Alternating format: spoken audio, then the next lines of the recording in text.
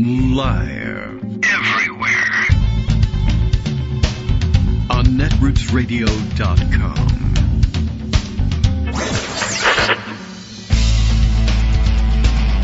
David Waldman. Kagro. In the morning. Now, here's David Waldman. Hey, good morning, everybody. How you doing? It is Monday, September 30th, 2024. Time for another show. Almost at the end of the month. Well, we are at the end of the month. We're almost officially able to say it's October. I mean, if you want, we can say it's unofficially October. It's almost October Eve. Oh, and Eve's in October, of course, at the other end of October. A very important occasion. So, getting ready for, I don't know what, I guess I'll now allow you, starting tomorrow, to have pumpkin spice, if you wish, in any of your beverages or consumables. Although, apparently they put it in everything. Hand soap, room scenting candles, etc., etc. So, I don't know. In October, it seems reasonable. As for the rest of the year, well, not so much. But you know how it is. And, of course, the Halloween candy has been out since August. So, and you know what? They seem to sell out of it earlier and earlier. You can't get it at the last minute anymore. It's very weird, as though people are hoarding this candy. But anyway, almost October, but not quite. One more last hurrah, let's say, for September. And I don't know. What else do we want to say? Oh, yes. Well, this week is a big week. Debate coming up for the vice presidential candidates. You may remember that they have the bearded weirdo guy from the other side who thinks, women are supposed to be sex slaves or something like that. I'm not really certain exactly what his position on that is. But that debate ought to be interesting. Weirdo pervert versus the nice guy from the Midwest who'll help you fix your car and mow your lawn for you. I'm sure it'll be a close debate. Anyway, that going on, plus weekend being wild as usual. It is now election season, and Donald Trump goes places and says things, so that means there's bad news to be covered everywhere. Most of it is stupid news.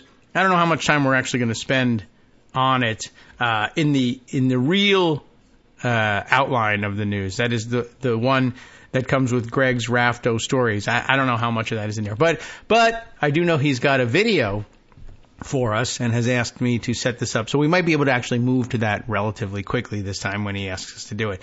Also, housekeeping note, Thursday begins the high holy days of the Jewish calendar. Rosh Hashanah, the Jewish New Year, on Thursday.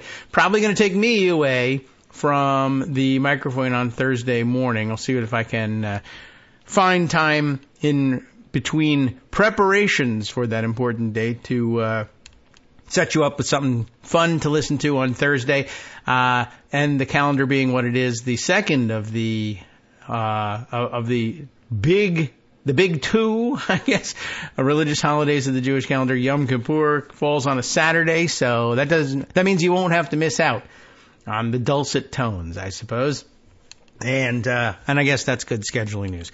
All right, so let's see. This weekend was, I don't know. Let's see. Donald Trump calling for Kristallnacht to be reinstated, letting everybody know that, or others refer to it as the Purge, that there should be one 24-hour period. If you just let the cops do their jobs, crime is out of control, of course, because we don't let cops do their jobs anymore, he claims. And if you let them do their jobs, i.e. not do their jobs, run around and beat people up, shoot them, kill them, kidnap them, throw them out of helicopters, just for 24 hours, everyone would get the idea. The word would get out, and all this crime would stop. Now, I mean, many have observed that American cops are pretty much known around the world for being super violent all the time, and it hasn't done much to crack down on crime. I also wonder why he hasn't gone to the Xi Jinping option and just offered everybody the most beautiful chocolate cake they've ever seen, and see why that doesn't control crime. Of course, there's also the problem of not being able to control his own crime, so that really hasn't done much for us either.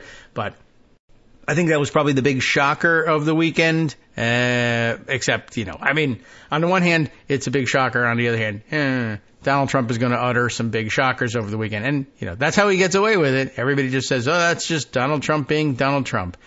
And it is. But, what can I tell you? This guy is really setting himself up for a huge disaster. Hopefully a huge disaster at the polls to start with, and then a huge disaster in the come down from finding out that the country actually overwhelmingly rejects him, and or might just throw him in prison for the rest of his life if he tries this crap again. But you never know. It's entirely possible. We are reminded, of course, by Ian Millhiser, I think, this morning at Vox, circulating his reminder. What will the Supreme Court unleash on America in its new term?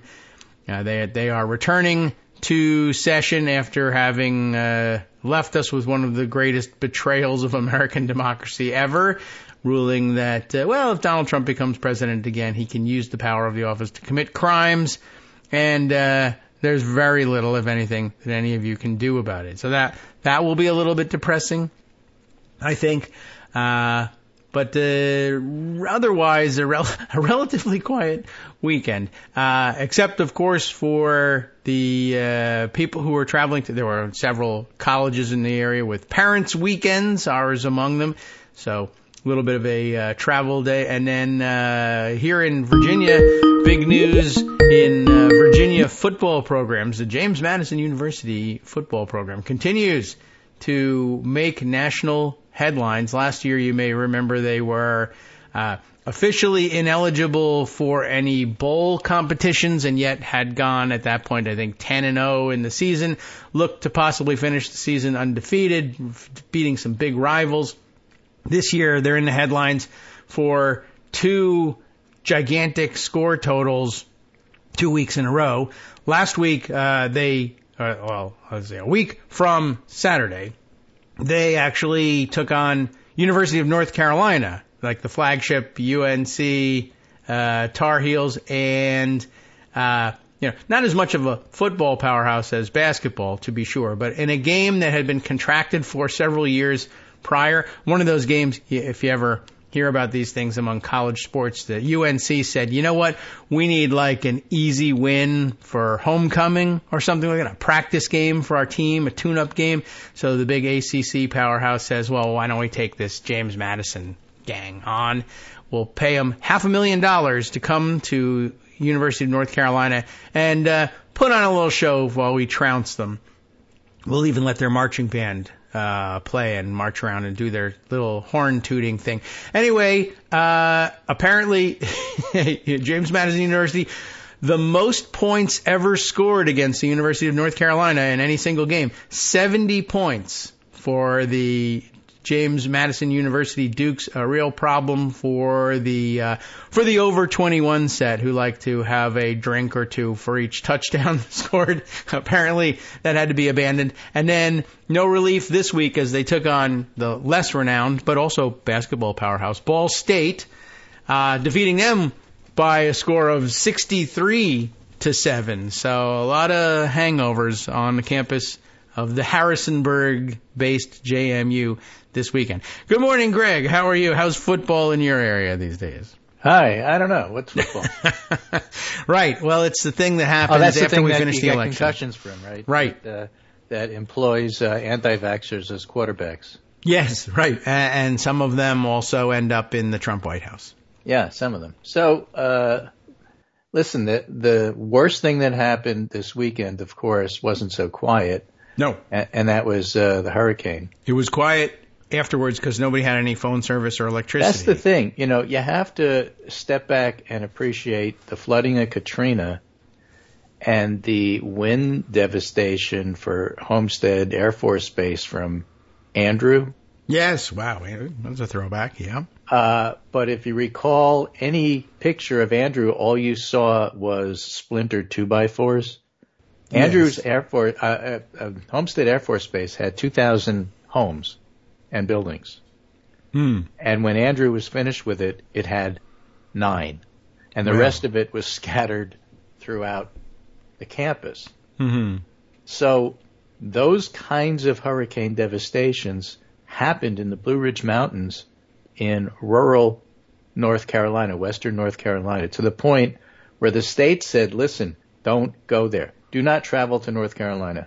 Yeah, do not travel to Western North Carolina. They said no that roads. assume all roads are closed. That's true. They were closed. They were washed out. A lot of them were. They weren't closed so much as open to the pit of the earth. But yeah, exactly right. They were washed away completely. And so, Towns. there was a lot of areas are cut off, and people need to be rescued. Yes. It turned out actually there's quite that a lot America around responded. Yes. Not USA. good enough, but America responded. 11 states sent their National Guard, including Connecticut. All right. To various and sundry places. There are towns like Chimney Rock and Lake Lure in North Carolina that were, they were. They look like Homestead. Yeah. I saw Chimney Rock, a before and after photo, and, as a nice, I don't know if it's the whole town, but certainly this section, this sort of low-slung buildings, downtown, street, gone. Whole town. Yeah. Wiped out. The largest community in that area is Asheville, and that's still standing, but a lot of it was handled like Katrina and the lower ninth. I mean, it just flooded out a tremendous amount. The French Broad River running through it. Yeah, so there is a list of local reporters. Trump would like to meet this French Broad, by the way. Yeah, yes. I'm sure. Local reporters. I'm looking at the Asheville Citizen Times, for example. Mm-hmm. But the Post and Courier out of Charlotte and other North Carolina outlets and the local NPR outlets are doing a very, very good job of covering this. However, it's hard because there aren't enough reporters. It's really hard to get from one place to another. You do get some video of some of the destruction and devastation. I sent you, I think it's the second item down. Okay. It says full scope of Helene devastation not clear as recovery underway. And then there's a little video in there, not for a clip showing on the show, just so you could take a look at it and get an idea of what some of those towns are going through. And it's pretty bad. I saw houses float away. I saw bridges float away. Just really, really bad stuff. And again, we're not going to get the full scope of all of this, as Roy Cooper, the governor, has said, for a while. But Biden immediately declared it a disaster area. People on the right were complaining he didn't do that for Tennessee. That's because the governor didn't ask for it. The governor of Tennessee, Bill Lee, declared a day of prayer, and then only a couple of days later asked for a state of emergency. Ah, well, but that's Biden gave it to him as soon as he asked. And then that started all the means that, well, they're not doing anything because they hate rural people, which is going to be an important theme I'm going to get back to when it comes to Kristallnacht and and the Purge. But keep that in mind. In the meantime, the National Guard and others are setting stuff up. The water is receding. The worst part now isn't the loss of power, it's the loss of water. And so what you're going to have to do is get a whole bunch of bottled water and other supplies in there, because they're not going to have they're not going to have power till like Friday, and they're not going to have potable water probably for another 2 weeks. And that's a long time to go without water. Right. Well, as you know, we're quite adept at getting hot bottled water to dehydrated babies. Yeah. So, a lot to be done. I sent you this fascinating chart from North Carolina Department of Transportation, just below that, which is talking about rainfalls in the area. Oh, yeah. And you will recall, and listeners to this podcast will recall, a couple of weeks ago we had this huge flood in Connecticut where my computer got flooded out, and we got 11 or 12 inches of rain in an hour. Yes, that's a bit. Okay, that's a bit. So listen to these totals from North Carolina. Busick, 30 inches. What? Mount Mitchell State Park, 24 inches. Boone, 20 inches. In South Carolina, 14. In Tennessee, 9. Virginia got 9. Independence, Galax. Galax, isn't that where the Fiddle Festival is every year? It sounds likely. The old-timey Fiddle Festival, I'm pretty sure. Pretty famous. It's the only way I know Galax. That sounds familiar. 8 inches. Wow. So Georgia got parts of Georgia got 14. Parts of Florida got 15. Everybody was focused on Florida because it was going to hit the Big Bend area, but it's really North Carolina that got slammed. Yeah, well, they the rivers, the mountain rivers overflowed. Being a mountainous area, it doesn't disperse. It collects. Not just that. It runs downhill. Yeah. And guess what? It takes the hills downhill. Yeah. Well, so it isn't just the rain we got, it's the rain the topsoil. mountains got, because it's coming. Oh, it's here. Oh, luckily the Lake Lord Dam held. There was one in Tennessee that didn't, but these are like TVA, 100-year-old projects, and part of our infrastructure that needs help. Yeah. And as you know, under the Trump administration, we don't do those things anymore. Build it yourself. Yeah, we don't do weather forecasting either. You're going to have to pay private service. That was a big issue for the weekend, right? Reminding everybody that Project 2025 would eliminate the federal weather agencies and services, NOAA and others, and just said you can contract for weather information if you'd like to have it. Subscribe to AccuWeather instead, and we won't warn anybody about any impending disasters. It seemed like a really good time to do that. Also a great time to remind everybody, now would be a great time to have a competent governor of North Carolina, and that decision is coming up soon. And if you were to instead elect a wacko evangelical porn maniac, you would probably not get a lot of help. Well, Roy Cooper is aware of this, and one of the reasons he decided not to run is he didn't want to be out of state and have that same nutcase be the acting governor. Right. And the wisdom of that decision was seen this weekend. Yeah. You can't even imagine where you'd be. Well, actually, you probably could imagine, because you'll probably be asked to imagine it later on this week as they ask you whether you're better off now than you were 4 years ago.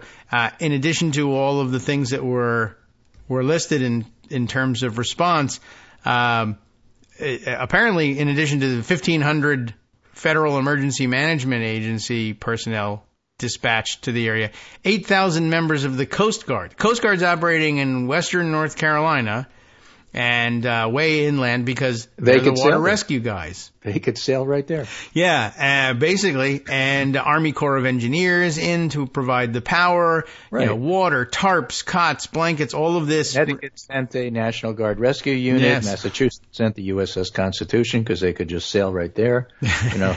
It's horrible. But 4 years ago, it would have been, I'll throw some paper towels at you. Since you brought it up, I have to mention the politics of this a little bit. Oh, all right. We do that. For example, Mark Robinson, the aforementioned nutcase porn guy. Allegedly. Wannabe lieutenant governor. Yes. Is still out there campaigning because he never suspended his campaign. However, why would you? The Trump campaign wants nothing to do with him. Too bad. So he is campaigning with cardboard cutouts. I don't know if you saw that. Like Murdery Trader Green. She loved it. She felt them up. He can't get the real thing, so he's the whole thing. There are these pictures of him with the cardboard cutouts talking to a rowdy group of 4 people. Oh, well, they're a little. So that gives you Randy, how it's going. That crowd. Yeah. And I did a little back of the envelope math. Okay. For the following reason. If you go back, if you want to. Yes, I do. And take a look at the 2020 presidential election. Donald Trump won North Carolina by just short of 100,000 votes. He got 2,758,000. Biden got 2,684,000. And there's a map from Politico which tells you by county what's going on. And I believe I sent it to you. Oh, well, if you want to affirm that belief, it's right above the Guardian article about Kamala Harris's economic policy, which we'll get to. Okay. But it's a reminder of 2020 North Carolina election by county.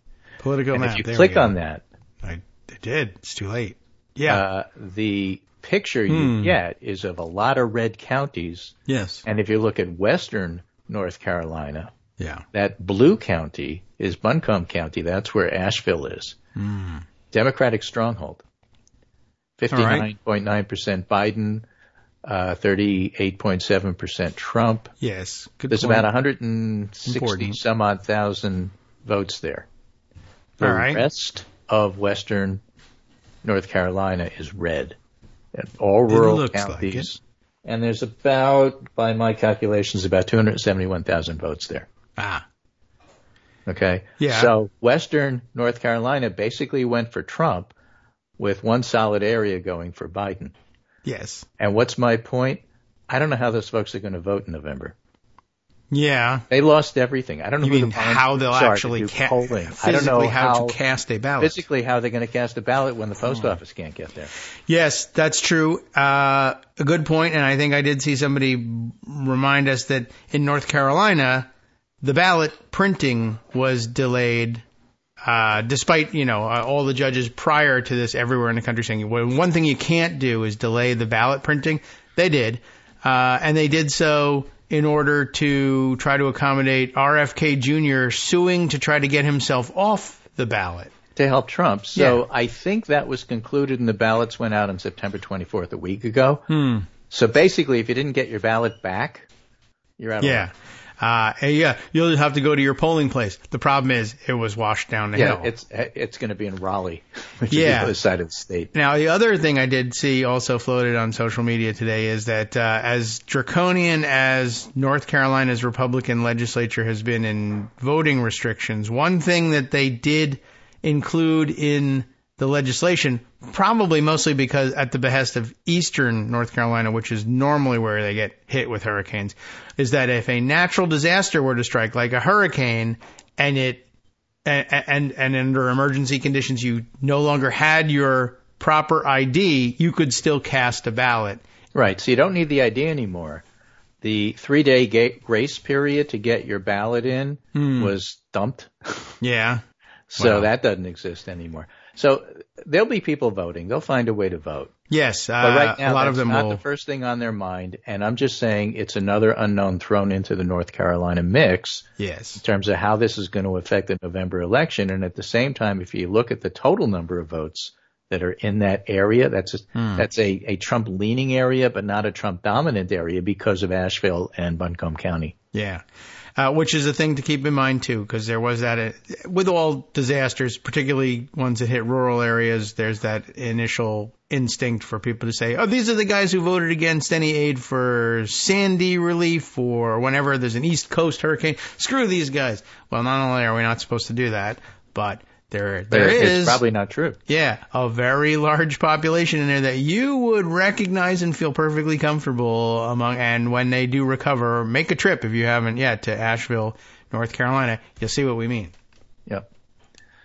So the two you can blue just areas, make a trip there for fun. But the one that's truly in plain western, good place to be. Yep. The one that's truly in western North Carolina is Buncombe County, 59-9 Biden. Yeah. It's another small area a little north of that. I see that one. Caldwell County, which was 75% Trump, just to give you an idea of how things go in the general area. That one. Watauga County, the blue area you see, is 53% Biden. Yeah. I don't know how much they were affected by the storm. I didn't go county by county to try to get the local news, but I have been following local news in some of the areas. And I'm just saying it's another unknown thrown on the mix. And you really don't know how North Carolina is going to go. And I would suggest to you, it's going to be tough to poll them now, let alone have them vote. Yes, even by cell phone, it will be difficult to do. And right, but don't worry, Trafalgar and Atlas Intel will find a way to do it. Rasmussen will just make it up exactly. So they'll figure out a way to somehow compensate those numbers by their modeling. Yeah, which is to say they'll come out and say, well, Trump has a 2-point lead. Right.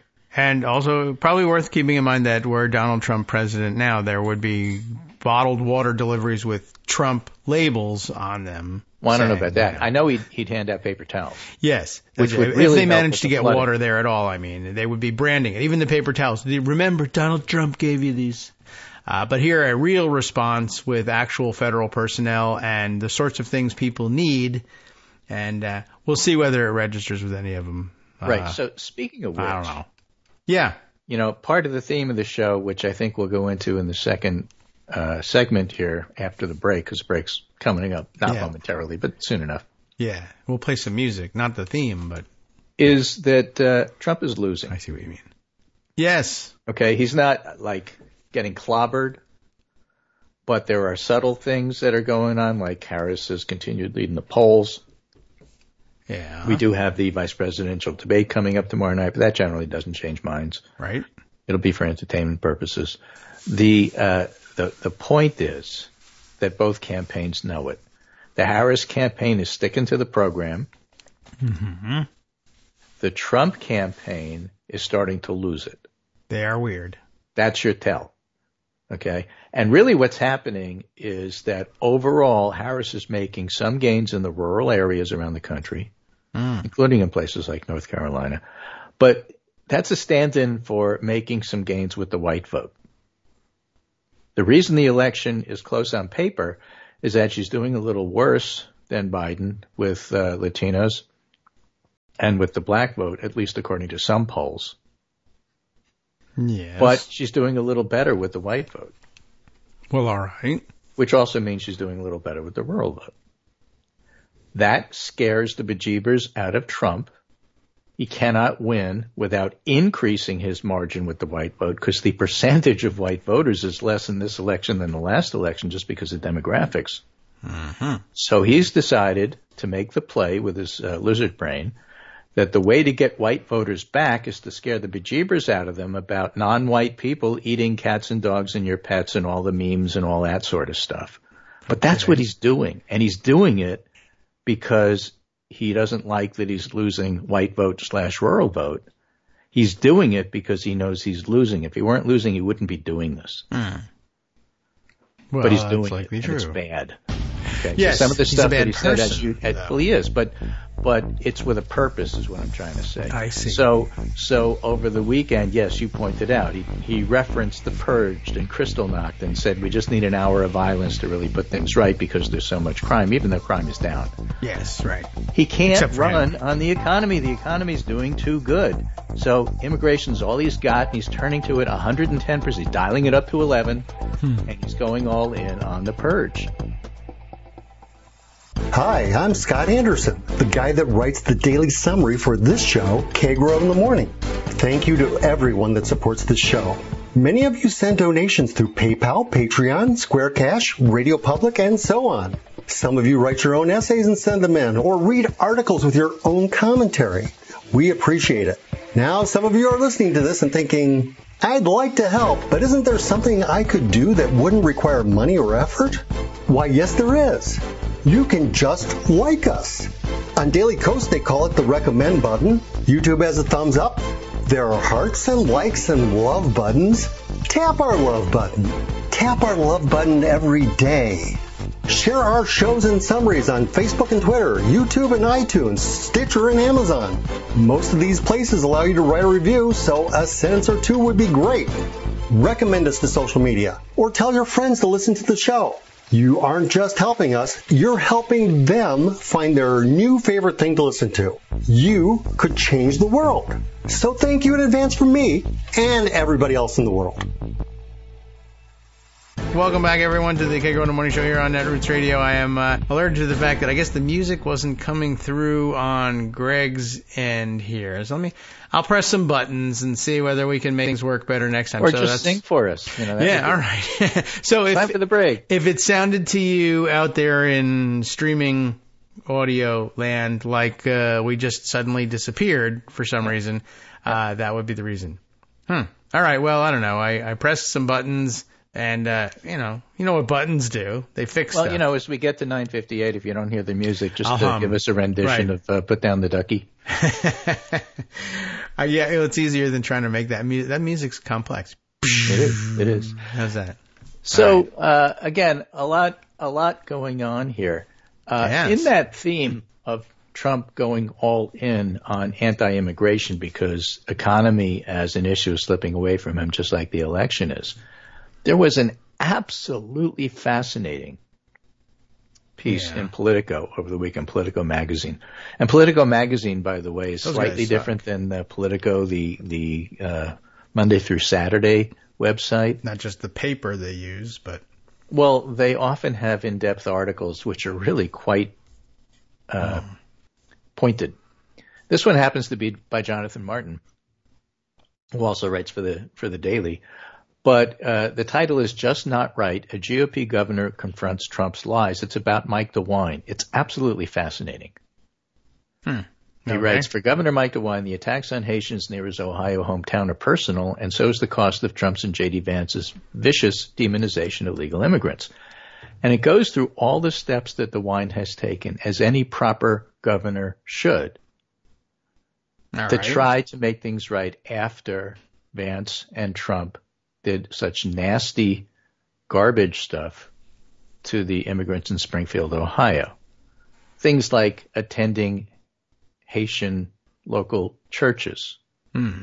Things like standing up and going to the small businesses that employ Haitians. All of them. And defending them. Yeah, okay. I mean, all the stuff you would expect the governor to do, he's doing. That's good. I mean, making announcements that, everything that Trump and Vance are saying are wrong. These are not illegals. These are legal immigrants. We want you. This is intolerable. He's pushing his Department of Motor Vehicles, for example, to make sure that documents are translated into Creole for his population. I mean, he's doing everything you'd expect a good governor to do. Okay. He should switch parties, yes. And he's finding it difficult. But then a woman in one of his, Make Things Right tour comes up to him and says, I appreciate everything you're doing, Governor. How can you possibly still vote for Trump? And he explains, I have to. I need to stay in the Republican Party in order to get anything done, and this is the only way to do it. And that is his rationale. And he said it on TV. He said it straight to this lady's face. I think he's wrong, but it's fascinating. That's his calculus. That's a calculus. Of the governor of New Hampshire. Yeah. Sununu, in terms of how he stuck with him. It's Nikki Haley's rationale. Only DeWine expresses it better than most of the others, so you have an idea of exactly what's going on. Yeah. Now, I mean, and he has a better point than Nikki Haley, who's not the governor, but I mean, I guess you could imagine, I mean, it would be helpful if he said, I have to vote for him because of all this, and the whole time he's like going, wink at the camera, but, he's got a Republican legislature. They would turn against him. There's people phoning in bomb threats to the sandwich shop that delayed J.D. Vance's appearance. You can't work with Republicans if you ever stiff Trump on anything. Yeah. So, we didn't get the local to that woman, sandwich I have thing the exact yet, quotes here. The local woman says, I appreciate that deeply, but the fact that you've admitted that you're going to vote for him is like, what? Why? Yeah. DeWine what you said. Head, and then gave her a version of the answer he gave me the previous night, Jonathan Martin. He wanted to remain effective in his party and still be able to address issues like education and mental health, he said. Yeah, well, I can't do both, but all right. Which in Ohio is what you have to do. Well, yeah, but then you don't address anything. Secretary of State Frank LaRose and other people in the Ohio legislature, which are basically, if you don't know, just like the Wisconsin legislature, they're like super hyper partisan, I'll gerrymander so that you can't possibly ever win kind of people. Yes. To which the woman interjected, you've done a good job with a lot of those things, sir. I appreciate that. But I don't appreciate the idea that you'd vote for such an incredibly slanderous, lying. Oh, I could go on. There's a lot of things I could say. And DeWine said, I understand, and thanked her. Yeah. Well, I don't know what else you're going to do. Asked about DeWine's answer, the woman who lives in DeWine's nearby childhood hometown said she only wants to be called a local woman. Well, is she? So use my name. All right. Said, I feel for the guy if he really thinks that's true. Well, that's generous of her. I feel for anybody who's loyal to the Republican Party. And Jonathan Martin adds, that's the Midwestern version of bless your heart. Yeah. I guess so, right. Well, I feel for you. Yeah, well, bless your heart. Going to hell. Stupid. Good luck. Yeah, I mean, I figured that's about what he would have to say. And by the way, a good way of handling that, Mike, if you're listening, Russia, is to say that and not vote for him. Well, and then, the other thing he said is, I will not tell you who I'll vote for. Oh, well. That's my one. Oh, well, that's weird. But okay, I mean, Maybe that's the equivalent of saying that I can't distance myself from Trump because I got to work with Republicans, but I'm going to. Yeah, pretty much. So, again, a fascinating article. And you know what? If there's a lot of people who say and think that, but they wind up voting for Harris, I'm okay with that. Just vote for Harris. Right. I mean, that will be great. It will fuel a little bit of fraud. I know that 1 million people voted for me in this town. They all said they were going to. Yeah. But, we're going to get that regardless. So go ahead, do the right thing. Don't let anybody see your ballot. It's secret. That's a very American thing. So I did queue up this thing for you to play. It's a 30-second ad from if you queued it up, then what did I do? Yeah, I don't know. What'd you do? All right. This is Republicans against Trump. This is Sarah Longwell's group. Let me, where's the, I want to find the volume and turn it up preemptively here. What are we using? Oh, yeah. Firefox. That's it. Okay. I have it. I'm going to turn up the volume. I'm going to try to remember to turn down the volume. And here we go. Let's see. Voter. I'm a former Trump voter. I'll turn that down, actually, a little bit. Former Trump voter. Okay, let's start over again, just so that we... I'm a 2-time Trump voter. I'm a former Trump voter. And in 2024, I'm voting for Kamala Harris. Harris is a former prosecutor. She's smart. I love her energy. She will support our democratic institutions. She will put her country first. Harris is going to be better for this nation than Trump. I will be voting for Kamala Harris. In 2024, I will be proudly voting for Kamala Harris. All right. So that's the compilation of a series of ads that they put out. In the individual ads, they say things like an ex-Trump voter named Ken.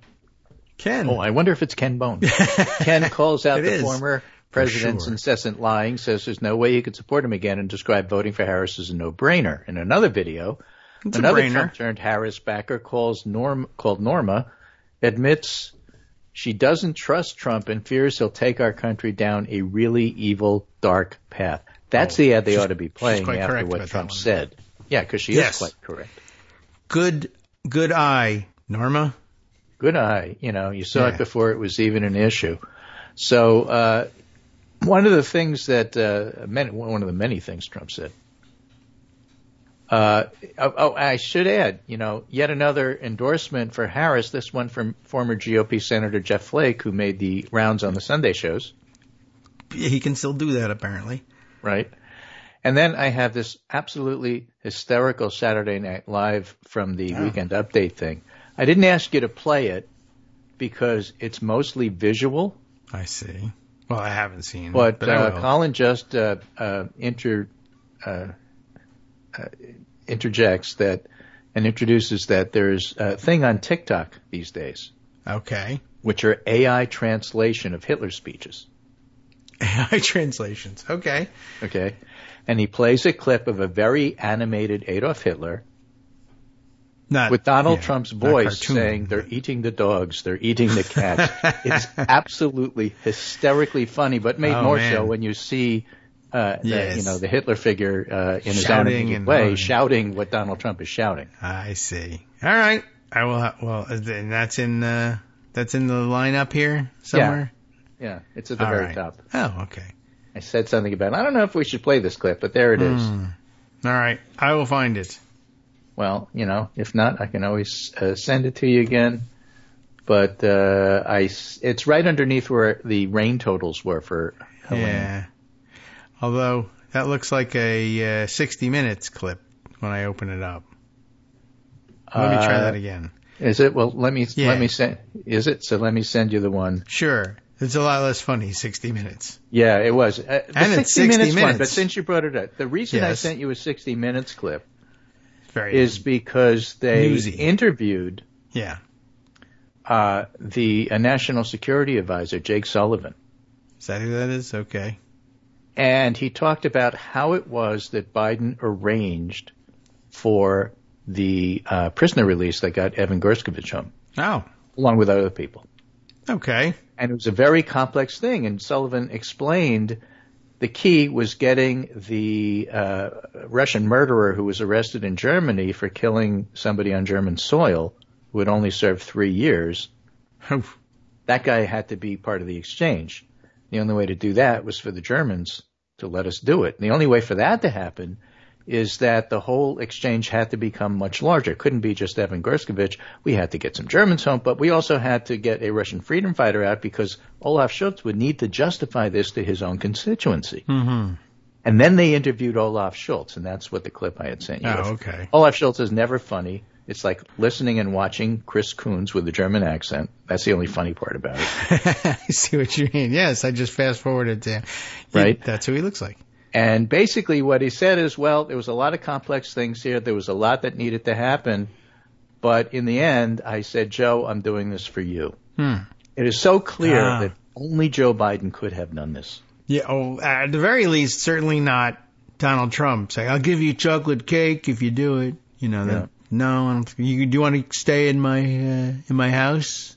Yeah. Please, seriously.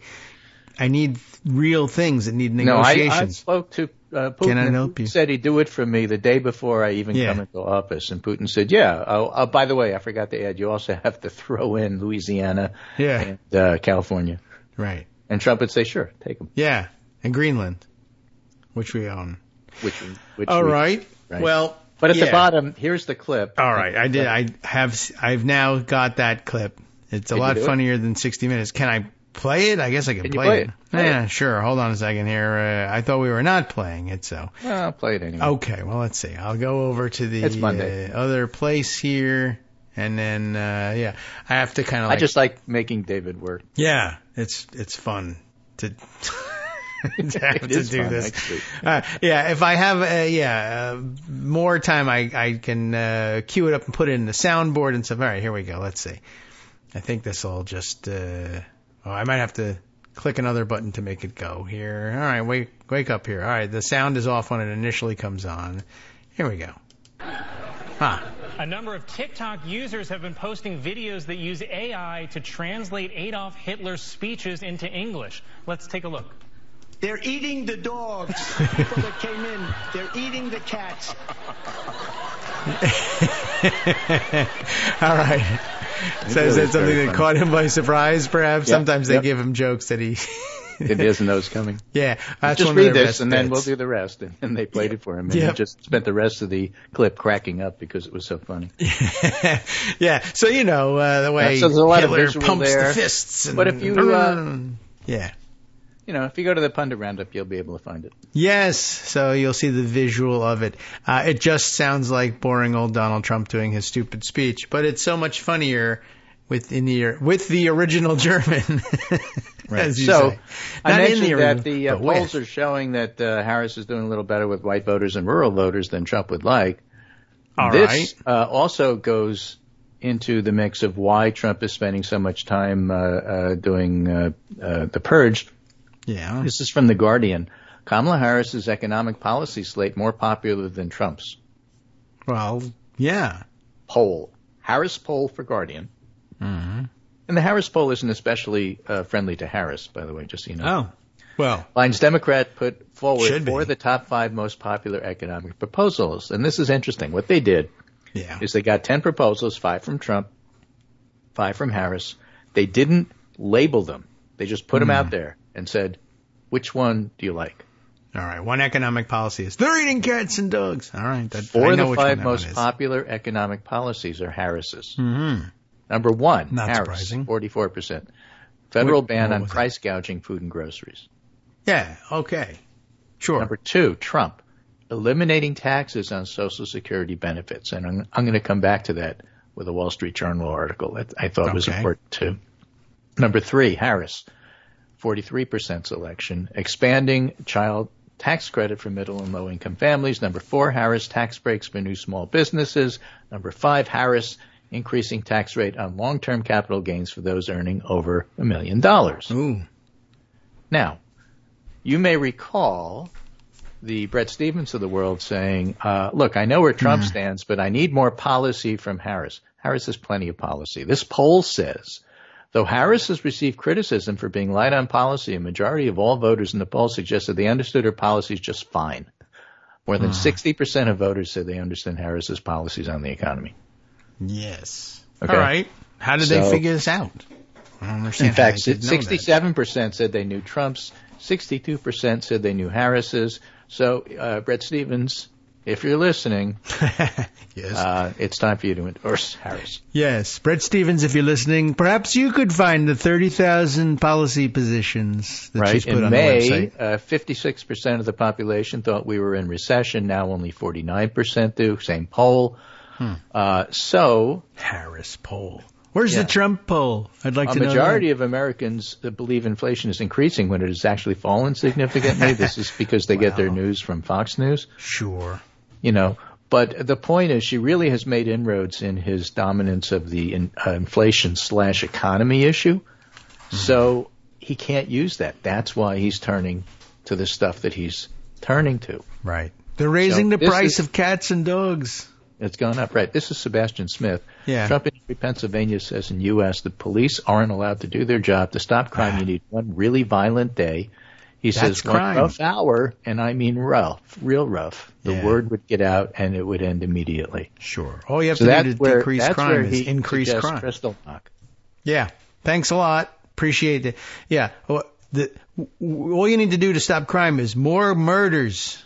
That'll stop the crime. That is the crime. What's wrong with you? Right. Well, he's crazy, but his crowd loves it. They think that, of course, they're the leopards in this. They'll never eat their faces. No cops would ever do that. And by the way, I think the end result of that is a lot of bad times for cops follows that day.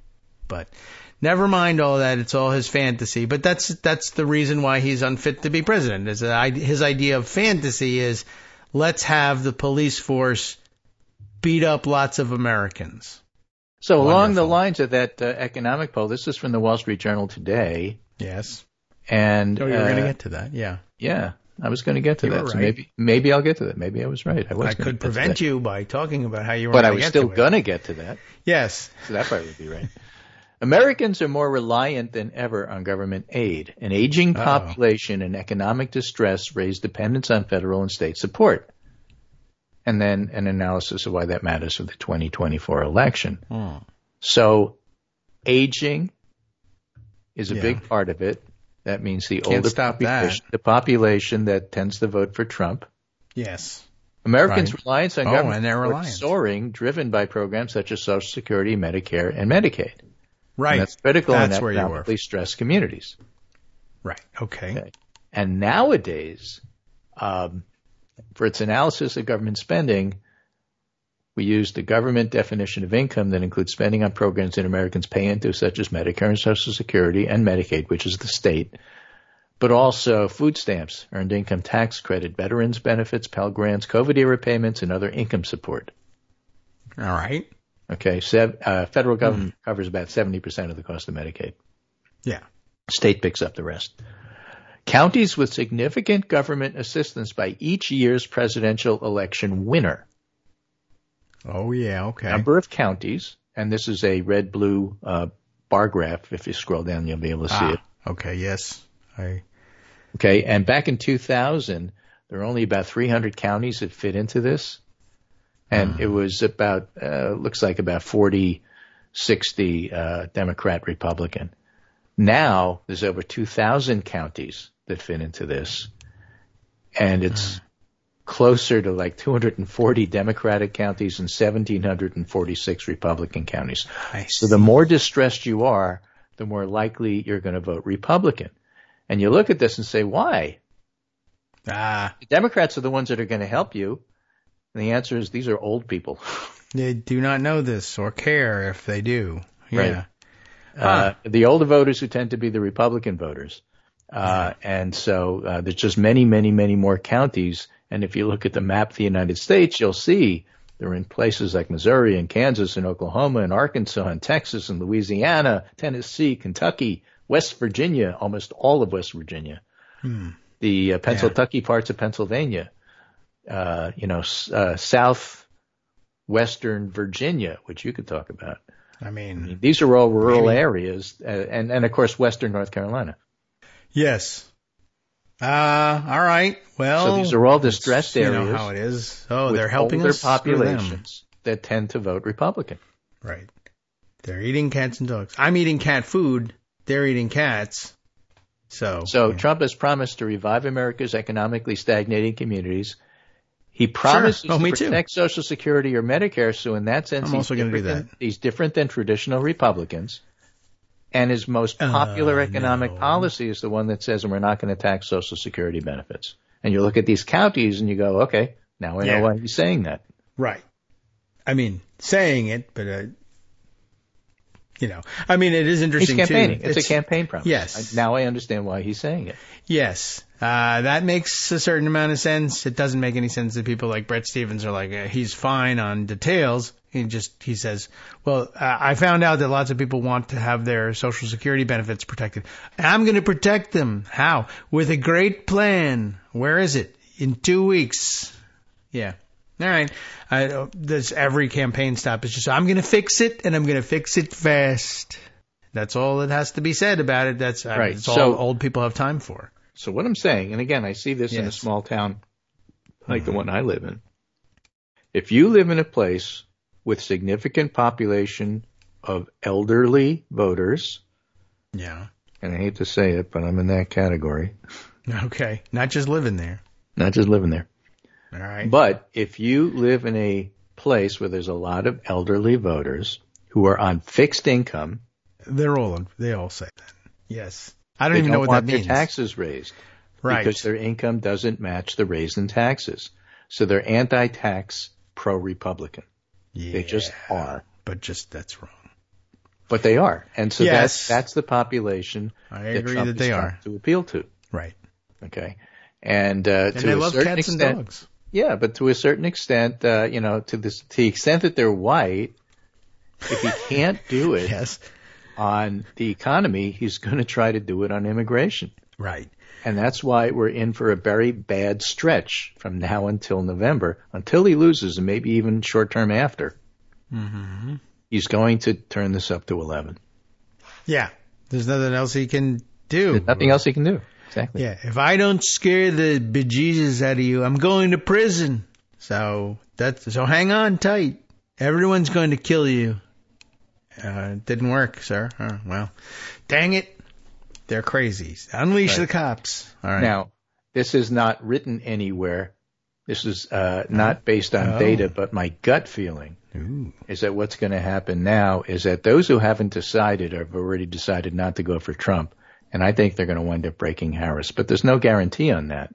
And I think that Trump's going nuts and going fascist is going to push them even further. Because, he's going to try to get another percentage point of whites, and he's going to lose about 8% of everybody else by doing this. Mm-hmm. Okay. We'll stand by to watch it happen. Hopefully see the numbers come in and crush them. It would be an amazing thing if he just said, oh, my God, I got beaten so bad. I'm not going to say anything. But it will be very interesting to see him come up with excuses to explain an overwhelming loss. Mm-hmm. He will, but it won't. It's not a real explanation, but he will say words.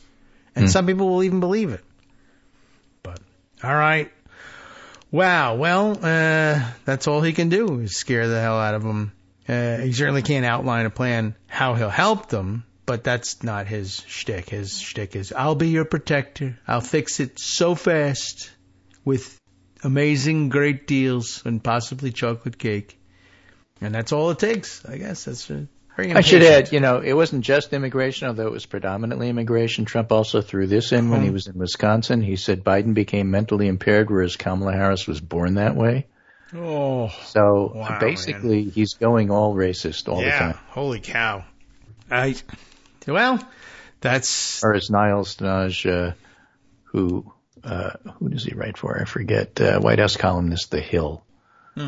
Said, so that's how the tone of the campaign is with about 6 weeks to go. Yeah.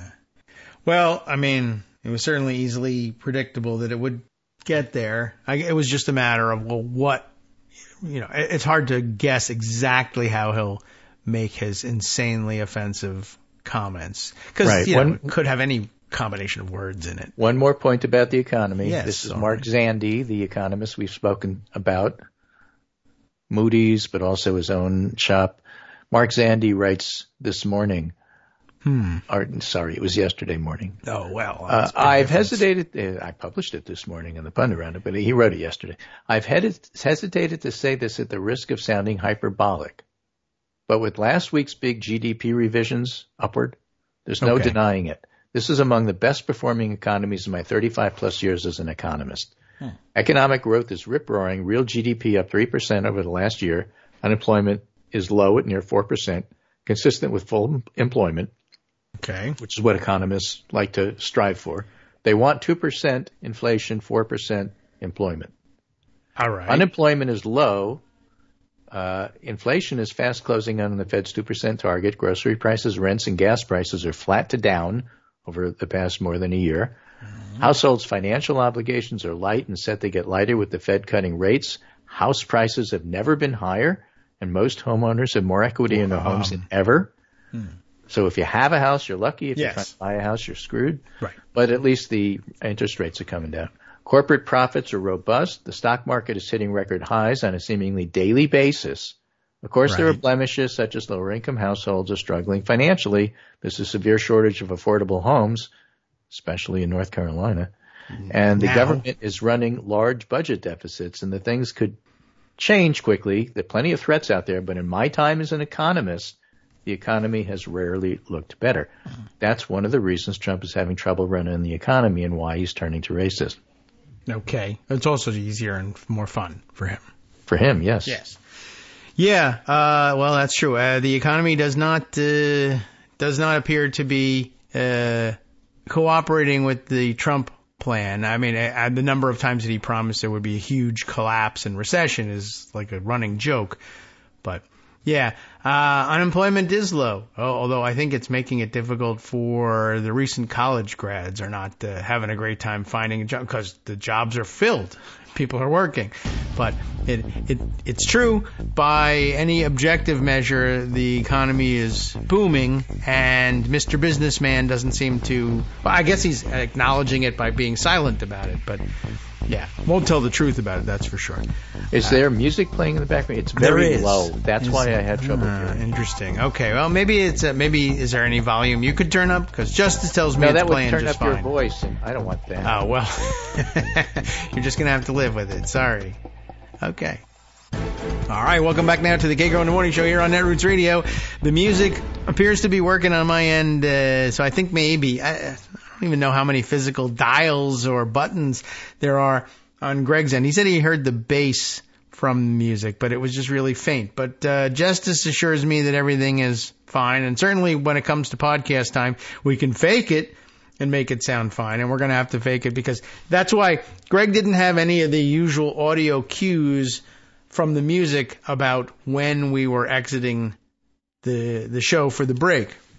So that's why he just went on his merry way right into the break. I don't know how much time I'm supposed to fill, but it's worse to just have dead air, so I'll just keep talking. So we'll fix it in post, as they say in Hollywood, and even though we have nothing to do with Hollywood and it might not even really mean what I think it means. Anyway, I'll be looking into it.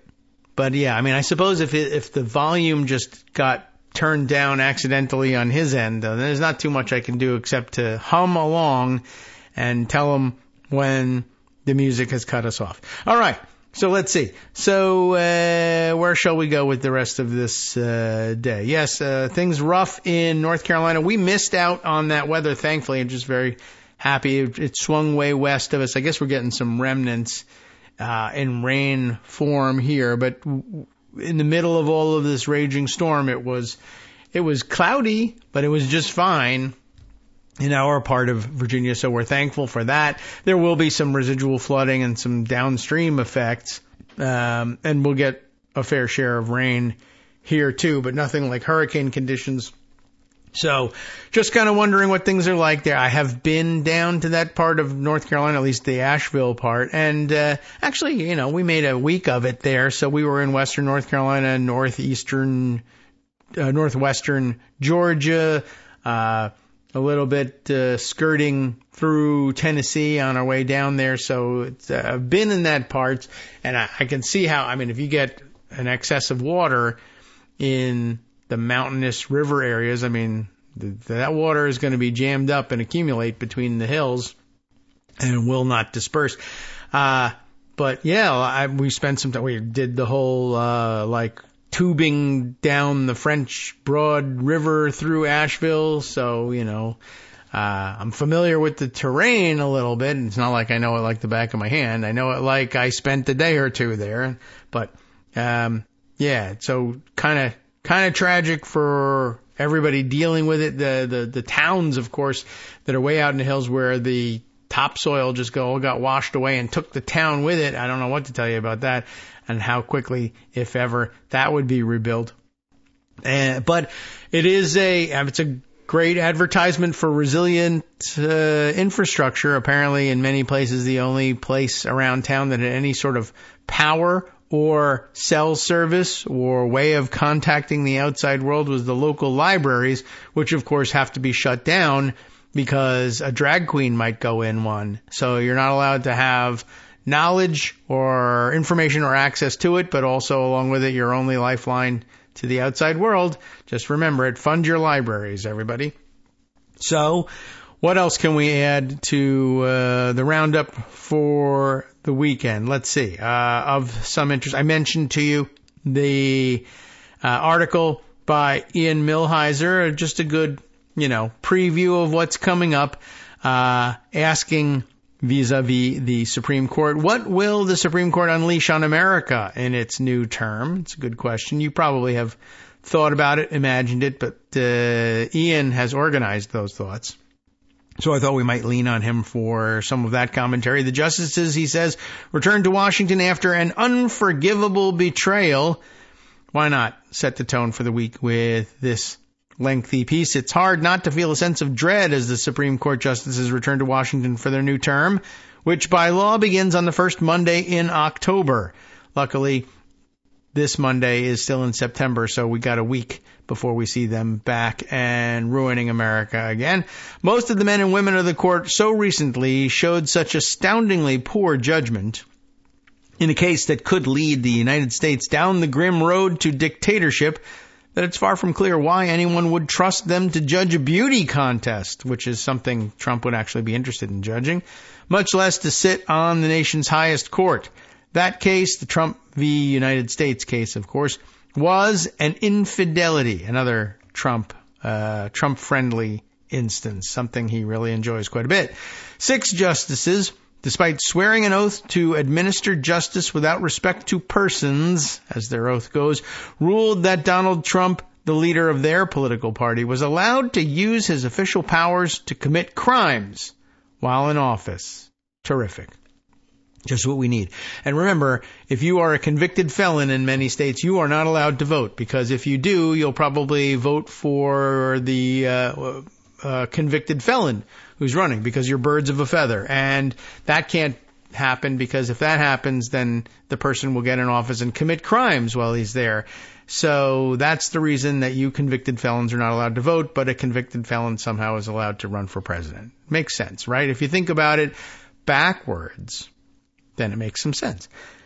So where were we? The men and women of the Supreme Court allowing the leader of their political party to commit crimes while in office and to use his official powers to do so. They did so, moreover, just days after President Joe Biden's disastrous June debate performance seemed to ensure that Trump would return to the White House in a walk. So in context, it was even worse. And those justices did not simply immunize Trump from prosecution for many of his past crimes. They provided a roadmap for how he can abuse and consolidate power if he does again become president, whether because he won the office or just takes it.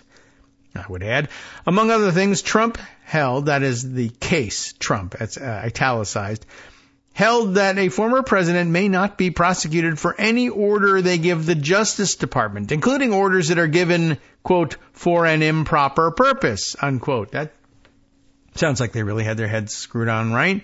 The Supreme Court, in other words, said that nothing could happen to Trump if he won in November, then promptly ordered the FBI to round up all of his political opponents and had them arrested. So had he done that, or had he won in November, should he choose to do so later? Nothing you can do about it. Sorry. Despite this partisan decision, these uniquely unsuited men and women remain the most powerful people in the country. The United States has no mechanism to remove a justice for recklessness or for sheer incompetence. There is, of course, impeachment, but you know where that goes. For the moment, at least, this upcoming term appears less busy than the previous one, which featured not only the Trump immunity decisions, but also one of the most consequential power grabs by the Supreme Court in many years. Bear in mind, however, that the character of a term can change quickly. At this time last year, the court had not yet gotten its hands on the Trump immunity case, and in a potentially nightmarish scenario for American democracy, these justices could be called upon to settle a presidential election, settle the actual election outcome this November. Still, while the current term may be less eventful than previous ones, it's unlikely to be sleepy. The court will weigh into the fraught issue of transgender rights in United States versus Scaramucci. Which, by the way, is that the case that is that the case that you asked me when we recently met up that we ought to be paying some attention to and perhaps have Armando weigh in on? If I have my memory serves correctly, we'll find out. This, of course, would be the first such case to reach the justices since GOP-led states enacted a wave of anti-trans legislation after Trump left office. Now, by the way, that too, the subject of a long article in, which one was it? The Washington Post or the New York Times, focusing on a woman dealing with the Florida backlash against transgender student rights, and dealing with her own daughter moving through the system and having the audacity to play volleyball. Ooh, look out. It's impossible to ignore. A 15-year-old who wants to play volleyball and who, by the way, was so dominant because they were transgender that she did not, in fact, make the volleyball team the first year, but had to work and drill and do all of the hard work that it usually takes to make a varsity volleyball team. Her second try, just the nightmare. As far as the rest of the young women competing for, of course, they all were friendly with her and were very upset to see her have to leave the team later on because state investigators wanted to look in her underwear and, because they're perverts. But, of course, they said they were protecting all the other people from the perverts. But, I don't know. The fact is there was only one person trying to look in somebody else's underwear, and it was them, the grown men, working for the state. Interviewing all the girls on the team, by the way. Have you ever seen her nude? Like, you. Why are you asking that question? Oh, no, we need to find out whether or not she's really female enough for our tastes, I guess. What your taste is dictating, I have no idea, but they weren't asking that question. We should see if I got to dig up that article, although you likely saw it over the weekend anyway.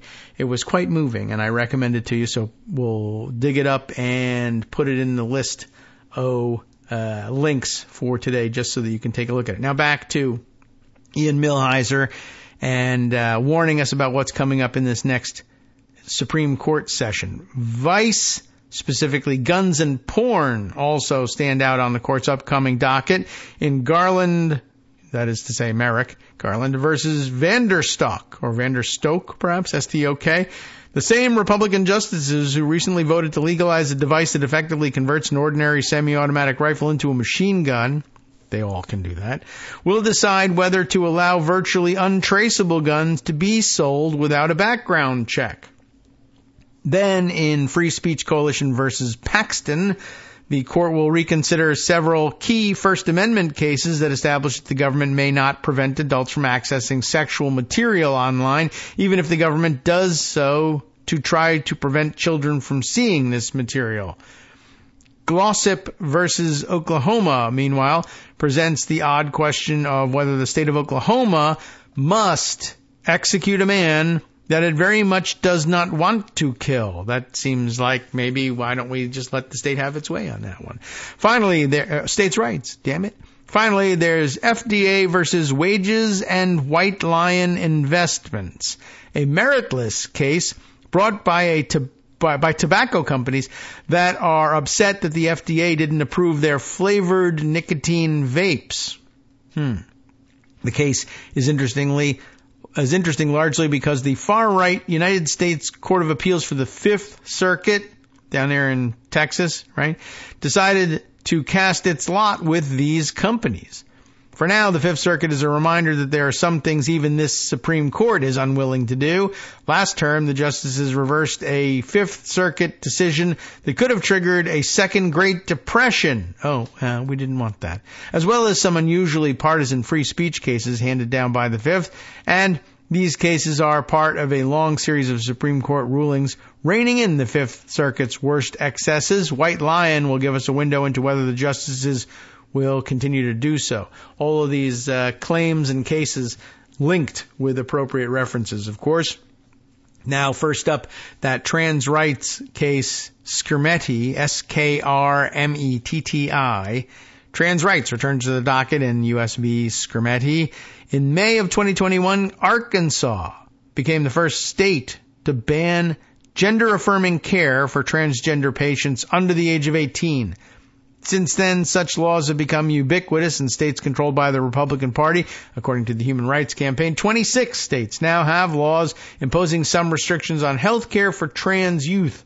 Although some of these laws are stricter than others, the Tennessee law at issue in United States versus Skrmetti, which the justices will likely hear this winter, is among the strictest in the country. It does not simply ban treatments that alter transgender youth's body to align it with the patient's gender identity.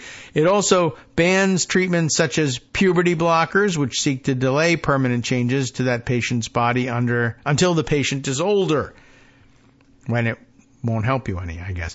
These laws raise difficult constitutional questions. On the one hand, the government typically has the power to regulate the practice of medicine and to ban drugs and procedures it deems harmful. This is why, for example, states can ban heroin, even if it is prescribed by a doctor. Were doctors doing that recently? At the same time, the political context of these laws, the fact that they are all of recent vintage, which I think usually the court frowns on when it's a convenient excuse. There's no historical precedent for it. The fact that they are recent vintage, are supported almost exclusively by Republican lawmakers, and are part of a broad attack on transgender rights by Republican politicians all suggest that these laws may not be motivated by a sincere desire to protect anyone from a harmful medical procedure and are actually rooted in unconstitutional animus against transgender people. Skrmetti asks whether Tennessee's strict ban on transgender health care violates the Constitution's Equal Protection Clause, a provision that protects against laws motivated by animus against vulnerable minority groups. Under this provision, the court has long held that any law that targets a group that has experienced a history of purposeful unequal treatment, which frequently bears no relation to ability to perform or contribute to society, should be viewed with extraordinary skepticism by courts. Realistically, however, a Supreme Court dominated by conservative Republicans is unlikely to rule that all anti-trans laws are constitutionally suspect, and it's notable that neither the United States nor the ACLU, which represents parties challenging the Tennessee law, devote much of their brief to this argument.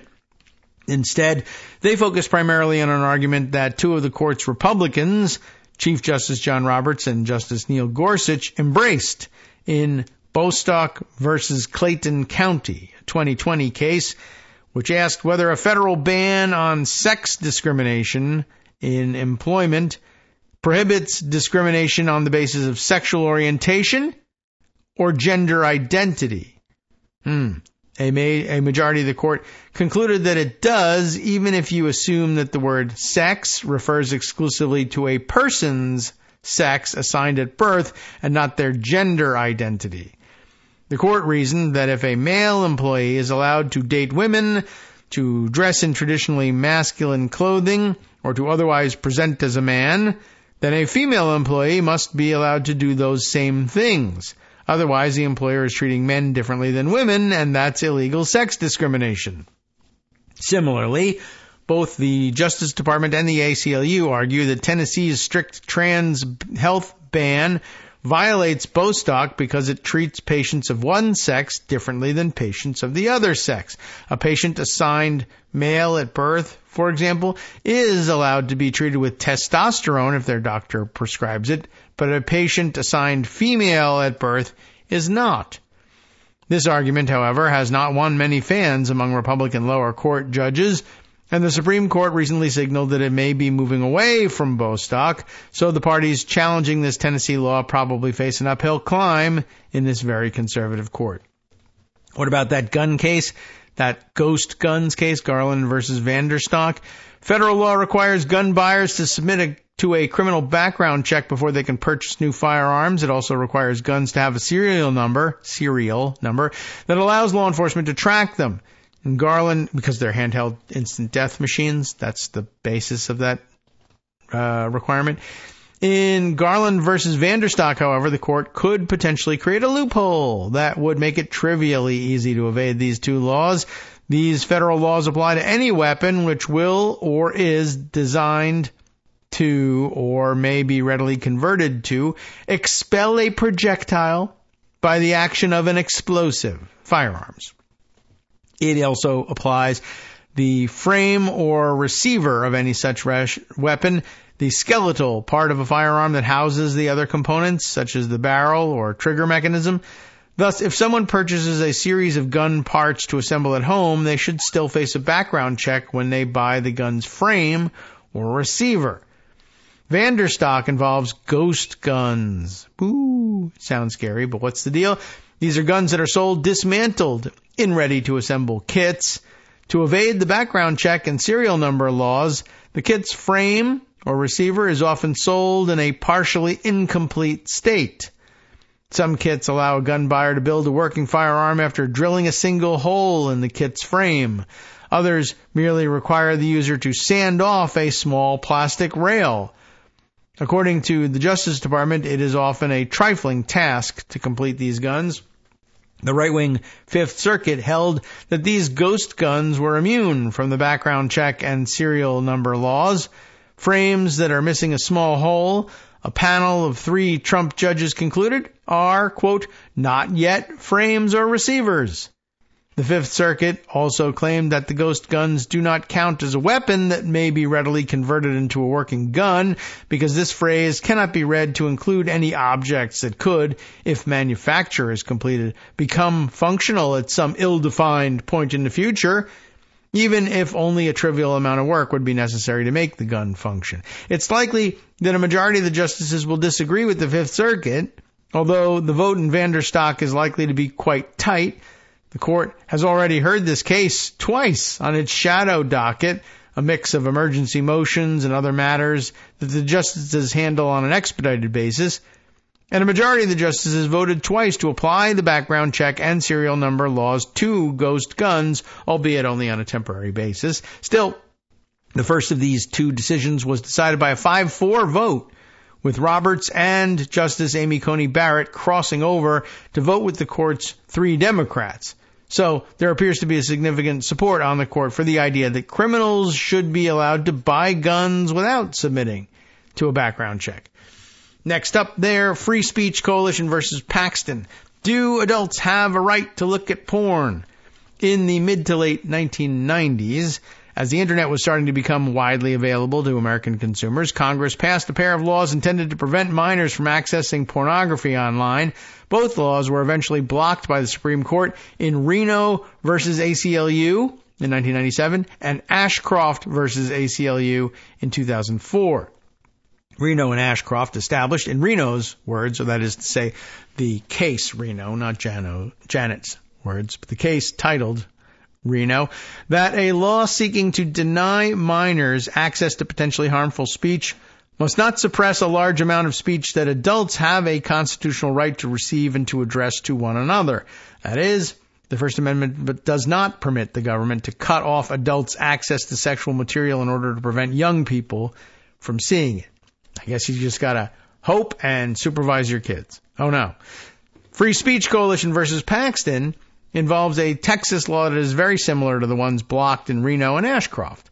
Under this law, websites that devote more than 1/3 of their content to sexual material harmful to minors, say nude Africa perhaps, must require their users to prove they are over 18 before they can access any of that material, such as by transmitting a copy of their photo ID to the website owner. Bad idea, just from a security point of view, but okay. That's not really the reason that it's opposed here. But anyway, Texas is one of 8 states with similar laws. These sorts of age-gated restrictions are also in place in Arkansas, Louisiana, Mississippi, Montana, North Carolina, Utah, and Virginia, where we are right now. Needless to say, most people who view pornography online do not want to send a record of their identity, which might be leaked or stolen, to the pornographic website. I mean, stolen is probably the thing you should be worried about most, but okay. Of course, if it's leaked, then someone else could steal it. But of course, there's also people who will say, well, I don't want my photo ID proving to everyone in the world that I'm viewing porn online. I can understand that. And many of the major online porn sites have simply blocked access to their content in the states with Texas-style laws. Someone who tries to access the website Pornhub in these states. No word still on nude Africa, but, maybe.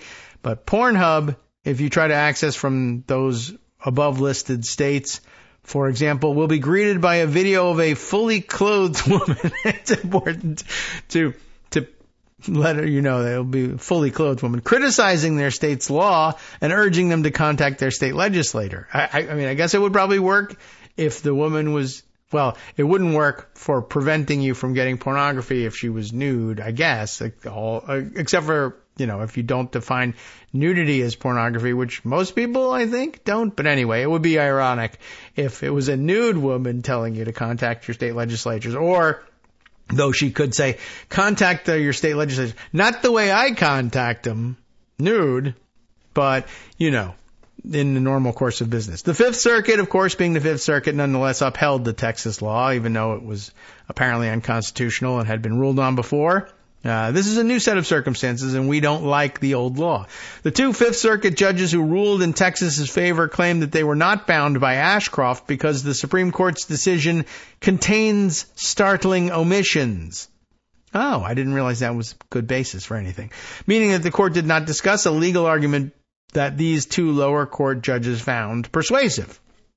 This is not how constitutional litigation is supposed to work. That's true. We have actual audio from the court on that one. That is not how this works! And she's 100% right. It is not how constitutional litigation is supposed to work. Once the Supreme Court announces a legal rule, lower court judges are not free to ignore it just because they think a new critique of the court's decision is somehow persuasive. That just isn't how it works. In fact, it is unacceptable. That's correct. Nevertheless, these 2 Fifth Circuit judges and the 8 state legislatures that enacted similar bans appear to be betting on a newly constituted Supreme Court that won't care very much, I guess, dominated by conservative Republicans who will overrule Reno and Ashcroft and allow states to restrict adults from seeing entirely legal sexual content. But again, just a word on the mechanism there.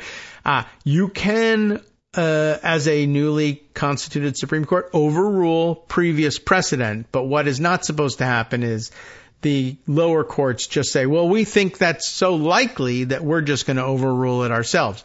No, you rule in the context of the prior existing Supreme Court precedent and leave it up to the Supreme Court to be the ones to decide to reverse it if they want to. You don't reverse it for them and then dare them to stand with you. But it's not how it works, but they're doing it anyway. What about this one? We got a minute or so, well, less than the music comes on, but does Oklahoma have to execute a man against its will? That sounds pretty wild. The tragic case of Glossip versus Oklahoma. Let's take a quick look at that one. Richard Glossip, a motel manager, not a hotel. It's important that is a motel manager, was convicted of murdering the owner of that motel in 2004 and received a death sentence. He's awaiting execution. Glossip did not actually commit the murder himself, but the prosecution's theory was that Glossip hired Justin Sneed, a maintenance man at the hotel, to kill his victim. Okay, that's a certain distinction here. Time for the music, though. Since then, the murder case against Glossop has fallen apart. In 2022, a committee of Oklahoma state lawmakers, think about whom they might be, commissioned a law firm to investigate whether the conviction was reliable. The firm's 343-page report is scathing, concluding that a combination of lost and destroyed evidence, a deficient police investigation, let them do their jobs, distortion of evidence by the prosecution, and a cascade of errors and missed opportunities all add up to no. Hi everybody, it's me, David Waldman. Yes, the same guy who interrupts you all the time. Interrupting you one more time just to tell you again, another reminder that your contributions are what keep this show on the air, and Patreon.com, Patreon.com, is still among the easiest ways to make the sustaining subscription donations that keep us afloat. Are you ready for the pep talk about how our Patreon campaign is still going strong and growing? Well, too bad. Yeah, the plain fact is we actually are headed in the wrong direction, and whereas we once had about 175 monthly patrons, we're now actually down below 150. Time to recruit some more. Not exactly the kind of news I wanted to share, but there it is. For those of you in a position to support the show, Patreon.com does make it easy to make those secure, recurring monthly contributions to do so. Patreon.com/KagroX gets you straight to our donation page. We've been through a lot together. The worst of the pandemic, we hope. The worst of the insurrection, we hope. So go ahead and treat yourself. You don't need an excuse. Give yourself the gift of a little something you enjoy in life. Support the show. And of course, if you happen to prefer using PayPal or even the Square Cash app, we're up and running on those options too. So thanks again, everyone, for all your support. We couldn't, or at least shouldn't, do it without you. Hope you'll be on board soon too. Thanks for all your support. All right, welcome back now to the Kagro in the Morning Show here on Netroots Radio. We tried to cram in at the very end there the conclusion of that paragraph about the Glossop case, and it didn't quite work, but I hope it came across. But basically, yeah, the upshot of the investigation into the validity of the conviction all comes to the conclusion of no, this is not right, and you ought to turn back from the scheduled execution for this conviction, right? Since the case went forward, it has fallen apart. In 2022, a committee of Oklahoma state lawmakers, and they are overwhelmingly Republican lawmakers there, commissioned a law firm to investigate whether the conviction was reliable. The 343-page report said, is scathing, concluding that the combination of lost and destroyed evidence, a deficient police investigation, distortion of evidence by the prosecution, and a cascade of errors and missed opportunities by defense attorneys all fundamentally call into question the fairness of the proceedings and the ultimate reliability of the guilty verdict against Glossop for murder. But he's been convicted and sentenced to death. What do we do about that? A separate investigation conducted by a former district attorney at the request of Oklahoma Attorney General Gentner Drummond concluded that Glossop was deprived of a fair trial in which the state can have confidence in the process and result. Drummond, a Republican, is now asking the Supreme Court to toss out Glossop's conviction and order a new trial. The reason why this is unusual, or rather why this unusual move is necessary, is that Oklahoma's own courts have refused to grant similar relief to Glossop despite the weight of evidence against his conviction. One explanation for this refusal is that Oklahoma requires someone who has already been convicted of a crime to bring most challenges to that conviction within 60 days of discovering any new evidence. That undercuts this conviction. So, as new evidence has trickled out that benefits Glossop, his lawyers have been forced to submit that evidence to the courts on a piecemeal basis. And those courts have looked at the new pieces of evidence in isolation rather than seeing the cumulative picture detailed in the legislature's and the Attorney General's investigations. You know, one of those tough on crime things. Well, if you find new evidence, you have to bring it within 60 days. All right, but what if in 120 days I have two overwhelming pieces of evidence that taken together could absolutely overturn this case? Well, you got to try them one at a time, because 60 days, because we want to be tough on crime. Well, unforeseen consequences or something done by design. Well, the newest piece of evidence, which is now before the Supreme Court, is that prosecutors hid the fact that Snead, a key witness against Glossop at his trial, was treated by a psychiatrist for a serious mental illness that made Snead prone to violent outbursts and paranoia. It remains to be seen whether Glossop's lawyers, even with Drummond as their unlikely ally, can persuade this chaotic Supreme Court to order a new trial. Well, very interesting. By the way, just a side note here for Gil Aquino, who might be interested in this, and a pop-up ad in the text of this Vox article, the headline of which was noting the celebration of Latine Heritage Month. They didn't tilde the N, turn the N into Enye, but I thought that was pretty interesting. I went to take a screenshot of it for you, and it disappeared and turned into a different climate ad, which, good. I'm glad they're paying attention to climate issues, but I didn't get to see who was placing the ad. But I thought you might find that interesting. Next up, FDA versus wages and White Lion Investments, the flavored vape epidemic case here. Flavored nicotine vapes are supposed to be illegal in the United States. A federal law requires the FDA to approve any new tobacco product sold in the U.S., and while the FDA has approved some tobacco-flavored vapes, it has not approved fruit-flavored, bubblegum-flavored, or any of the other many arrays of flavored nicotine vapes that tend to appeal to young people. What would be the point of that? In practice, however, the ban on flavored vapes has not been particularly effective. Much like the proliferation of illegal weed shops in cities where marijuana is legal, but is also supposed to be highly regulated, shops selling illegal flavored vapes are common in the U.S. I mean, the vape shops are all over the place. What are they selling? I don't know. Nevertheless, courts are supposed to apply the law as written, and the law governing FDA approval of nicotine vapes is pretty clear. The FDA is required to deny any application to approve new tobacco products unless the manufacturer of that product can show, quote, that permitting such tobacco product to be marketed would be appropriate for the protection of the public health, unquote. That does seem like a tall order. FDA makes this determination by weighing the likelihood that approving a new product will lead existing smokers to quit against the likelihood that approving a new product will cause new users to become addicted to nicotine. Accordingly, the FDA has approved some tobacco-flavored vapes on the theory that vaping is safer than smoking, so it's better if existing smokers switch to vaping. But it has not approved any flavored vapes on the theory that those products are so appealing to young users that they will cause many new people to become addicted to nicotine. And it makes some sense, right? If you like the flavor of tobacco and smoking, and but just would rather vape it than smoke it, fine, so much the better.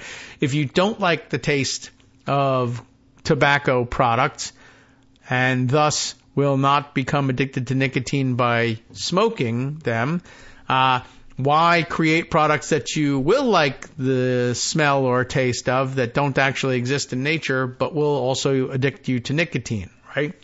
Whereas if you smoke or continue to smoke or vape tobacco because you're addicted to the nicotine already, but you also enjoy this flavor because you've become used to it, why, what reason would you have for deciding bubblegum flavor or grape flavor is the way you want that nicotine? You could make that decision, and I guess that's up to you, but there doesn't seem to be any problem selling you tobacco-flavored ones already, so let's just keep doing that, I guess.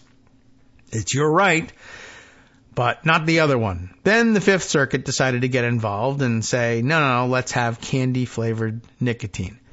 In Wages and White Lion Investments versus the FDA, the right-wing court essentially ordered the FDA to rerun its approval process for flavored vapes, claiming that the FDA illegally changed the process that it used to evaluate these products midstream. Well, it didn't. While Judge Andy Oldham's majority opinion in White Lion is very long, he rests his case primarily on block quotes from FDA documents that do not say what Oldham claims that they say. That's not good. Oldham, a Trump appointee and former clerk to Justice Samuel Alito, has a history of reading the law in implausible ways to benefit right-wing causes. I wonder if we can't make use of the same tactic. For instance, the idea that impeached presidents can't pardon anyone. Wonder if I could float that. Anyway, he's often reversed by the Supreme Court as a result, so it's likely that even this panel of justices will cast a skeptical eye on his White Lion opinion. But if nothing else, White Lion is a reminder that no matter how bad the Supreme Court gets, it can always get worse. If Trump wins in November, he could potentially replace several sitting justices with judges like Oldham, who make many of the justices responsible for the Trump immunity decision seem like sensible moderates, eager to preserve the stability of U.S. democracy, despite the fact that they are not. So how do you like that? Also, he might not care at all what the Supreme Court says about anything and may take over as a dictator, or expand the court at his own discretion, or force people to resign from the Supreme Court upon threat of death, which sometimes happens when Trump points his finger at somebody. Death threats frequently follow. Just one of those things no one has been able to figure out up until now. All right, let's see. Other things that I wanted to share with you. There are many stories, things that I put aside over the weekend, and trying to remember them all is giving me fits. But let's see. Well, there is this one that I thought was of some interest from the Washington Post's very own Philip Bump, and our own Philip Bump in a way. It feels like he's one of our own. Writing over, was it over the weekend? Well, heading into the weekend anyway. Was that Friday, the 27th? Trump keeps creating avenues for people to quietly give him money, or very loudly give him money. And that's problematic. It's something that even back in 2016, even he thought he had to cover up. I'm going to be separating from my businesses. And then he showed us all piles of blank paper that was meant to look like he had signed a lot of legal documents doing just that. He didn't. Now he's not even trying to fake it. In the wake of the indictment of New York City Mayor Eric Adams, perhaps you've heard something about that, it's worth considering how Trump's profiteering could be abused. And for examples of that, you could look at how they have been abused, I guess. Philip Bump, again, putting it this way: among the allegations included in a federal indictment made public on Thursday is that prospective donors to New York Mayor Eric Adams were encouraged to avoid contribution limits by using straw donors, people who'd receive money from the actual contributor and give it to Adams under their own name. This allegedly helped Adams increase his contribution total, and as a result, the amount he received from the city's matching funds program. The indictment further alleges that Adams took specific actions on behalf of those who'd provided him benefits, in short, that he'd been bribed. Allegedly, he got cash and perks, and the donors got something in return. It's a relationship that's as old as politics itself. As Americans were poring over the Adams indictment, former President Donald Trump made an announcement on the social media platform he owns.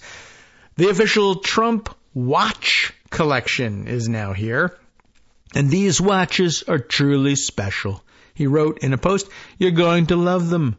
Would make a great Christmas gift. Don't wait. They will go fast. Get your Trump watch right now."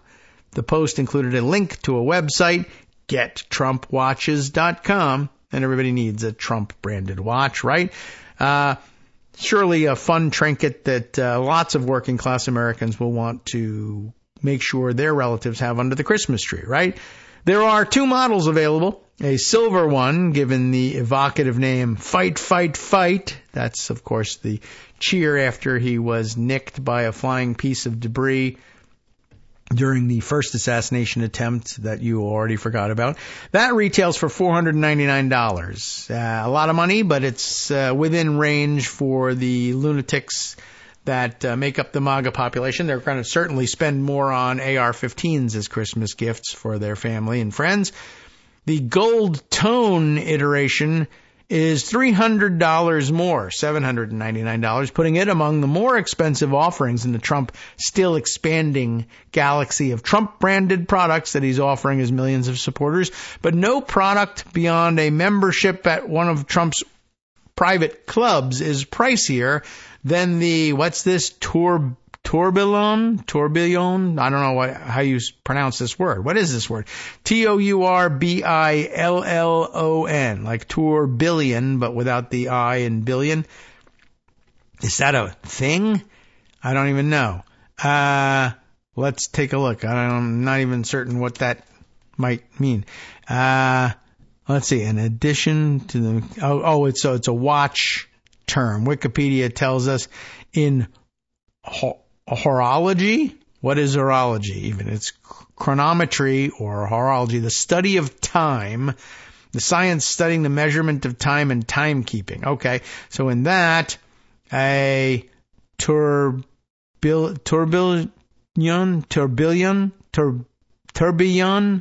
goodness gracious, how do you pronounce it? I don't know. A whirlwind, apparently, in French. And in addition to the mechanics of a watch escapement to increase accuracy.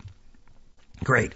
I don't know if accuracy is really that important to Trump people in general, but, in watchmaking, it's something you can charge more for. That makes it important in Trump world. But in this edition of Trump Watch, Trump thinks you might want to give someone one of these for Christmas, priced at a cool $100,000. So what does that mean? Well, of course, it means that's a mechanism that ultra-wealthy people can use to just pump money, $100,000 at a time, into Trump's pockets. And he'll remember who's buying this version, or at least he'll be given a list of that. Perhaps you're wondering what this has to do with the Adams indictment, or perhaps you've already made the connection. Here is a company encouraging people to, quote, join President Trump's watch community, offering up a product that retails for 6 figures.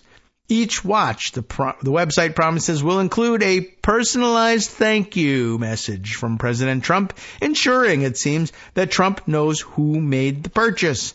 What's more, the company tells buyers that they accept Bitcoin as payment, a method of payment that makes it easy to keep the transaction otherwise private.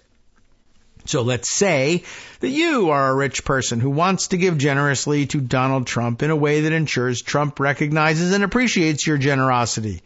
You could donate to his campaign, sure, but you're only allowed to give $3,300.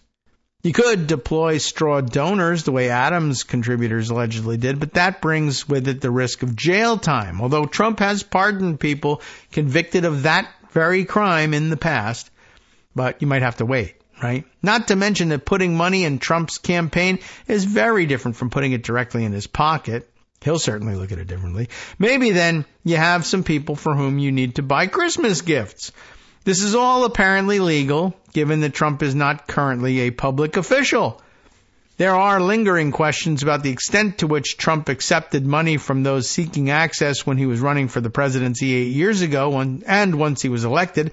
The Washington Post reported just last month on an investigation into whether Trump had been the beneficiary of millions of dollars from the Egyptian government. Oh, did you forget about that? Like the 2 assassination attempts? Democrats on the House Oversight Committee documented nearly $8 million in payments made by foreign governments alone to the Trump Organization while Trump was president. Trump wouldn't get all $100,000 of the sale of those watches, of course. The devices are made of gold and inlaid with dozens of diamonds, or at least the versions promoted on the website are. The site notes that the photos shown are for illustration purposes only and may not be an exact representation of the product. Maybe it's not made out of gold. Maybe it's not made at all. That incurs a cost. The company with which Trump is partnering will get a cut too, but it's safe to assume that Trump will get a big chunk from each sale. Perhaps you're skeptical that anyone would buy such a watch. In general, that's fair, though it ignores the influence-seeking motivation delineated above. Plus, we have evidence of people paying exorbitant sums for an even less valuable commodity, Trump's line of non-fungible tokens. digital images depicting Trump doing various red state-friendly activities. In the financial disclosure his campaign released last month, Trump reported earning more than $7 million from allowing his name and likeness to be used for the NFTs. That's millions of dollars spent so that people could say they own a copy of an illustration of, for example, Trump, for some reason, dressed like a race car driver. So, I mean, if they'll do that, then you can bet they'll buy the watches too. The watch is a particularly egregious example of Trump's profit-taking efforts, one that was poorly timed, for a watch, hilarious, for the contrast it drew with Adams's alleged avarice. But there are so many overexpensive sneakers, pricey cologne, beverage coolers that retail for nearly $300, and various books that put another $5 million into Trump's pocket. That's excluding the Bible he promoted, one that earned him hundreds of thousands of dollars. It also came less than 2 weeks after another new Trump venture was rolled out. That one was a complicated cryptocurrency-based product, one that allows people to buy in before using its assets to make loans. Here again, the money that flows in could include untraceable amounts from anyone, including foreign actors. If a government like Egypt did want to make a 7-figure payout to Trump without attracting the attention of federal investigators, there are more vehicles for them to do so than there were 8 years ago. In other words, he's better off than he was. The most generous interpretation of the heavy rotation of product promotion in which Trump is engaging is that he realizes his window for vacuuming cash out of his supporters' pockets is closing. Should he lose in November, will his superfans still want to pay $99 for a Trump NFT? For any random product stamped with the letters Trump? The most alarming interpretation is that as he prepares to potentially return to the White House, Trump is monetizing his forthcoming power rather than simply his name. So that'd be the worst case scenario, of course. But no matter how it goes, he's raking in the bucks, and it's insane that he's found supposedly legal ways to do it. But, of course, we learned that Jared Kushner had found supposedly legal ways of doing it, too. So we have that to deal with. All right, let's see. Other items eligible for review. I should probably scroll back in my Blue Sky timeline to remind myself of the things that grabbed attention over the weekend, and there were several. Let's see. There are a couple of things that I think just a little further down, although I really, rather than spending the time scrolling, I should see, dang, where does this go? Oh, yes. There was a very interesting, stupid thing over the weekend. Elon Musk, being Elon Musk, I don't know. This one struck me because it's something we've discussed a little bit on the show in the past. But someone here pointing out that Musk is, of course, out ranting on Twitter and spreading conspiracy theory crap. But I thought this one was interesting in how nonsensical it was, I guess. Let's see if we can't make this easy to read here. He had tweeted in one of the extended tweets that he allows himself and paying customers, very few Americans realize, he said, that if Trump is not elected, this will be the last election. Far from being a threat to democracy, he is the only way to save it. So, by the way, Trump tells you that if you elect him, this will be the last election. You Christians, you beautiful Christians, won't have to vote anymore. We won't need it anymore. Elections will be outdated. But also, if he loses, it will be the last election. So I guess the Trump position here is this is the last election no matter what happens, though I'd rather win it than lose it. So Musk says the only way to protect democracy is to elect Trump. Why? Listen to his explanation. He says, let me explain. If even 1 in 20, as he says, illegals, if only 1 in 20 of them become citizens per year, something that the Democrats are expediting as fast as humanly possible, that would be about 2 million new legal voters in 4 years. Okay, 2 million. Well, the voting margin, he says, in the swing states is often less than 20,000 votes. It's not all that often less than 20,000, but it does happen from time to time. That means if the, quote, he uses quote marks here for this, Democratic Party succeeds, there will be no more swing states. Why? Well, he basically says that will be that the people behind this plot will be planting those people strategically in the swing states to unswing them, essentially. Moreover, he continues, the Biden-Harris administration has been flying, quote, asylum seekers, that's what he puts it, who are fast-tracked to citizenship. They're not. Directly into swing states like Pennsylvania, Ohio, Wisconsin, and Arizona. It's a surefire way to win every election. It isn't, but it's also not happening. America then becomes a one-party state, and democracy is over. The only elections will be Democratic Party primaries. This already happened in California many years ago, following the 1986 amnesty. It just happens to have the largest population of any state in the country and probably the least susceptible to that sort of manipulation as a result, but whatever. The only thing holding California back from extreme socialism and suffocating government policies is that people can leave California and still remain in America. Once the whole country is controlled by one party, there will be no escape. Everywhere in America will be like the nightmare that is downtown San Francisco, drawing millions of visitors each day. Anyway, so there you have it. But what struck me about that was, by the way, I mean, well, one, nobody is paying to fly in asylum seekers and fast track them to citizenship and then packing them into swing states. But if we were going to do that, let me suggest something slightly different. If someone were going to manufacture millions of new citizens and plant them strategically, might I suggest planting them in Montana, in Wyoming, in Idaho, in the Dakotas, in Alaska, places with extraordinarily low population and low numbers of registered voters, where a minimum placement of newly manufactured American citizens could swing the votes forever in favor of putting Democrats in a full 10 Senate seats, 2 each in Alaska, the Dakotas, Montana, and Wyoming alone. Not to mention you throw in Idaho as a possibility. I mean, you know, you need a few more people there than in Wyoming. And yes, there are low population and low registered voter numbers in certain blue states, East Coast states, Vermont, Delaware, etc.